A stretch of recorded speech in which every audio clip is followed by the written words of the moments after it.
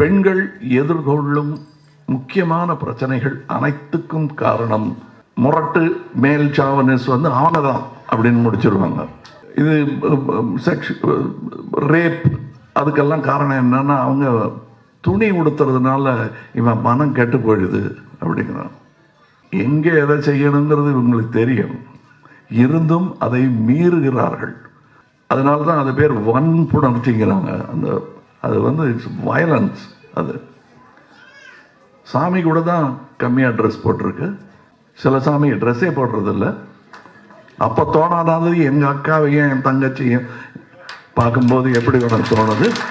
அதாவது காதல் இல்லாமல், அதாவது வேலை செய்யாமல் சம்பளங்கிற மாதிரி காதல் இல்லாமல் அவனுக்கு அது வேண்டி இருக்கும் பொழுது தான் இப்படி வரான். காதல் இருந்துட்டா அது மியூச்சுவல் கான்சென்ட்.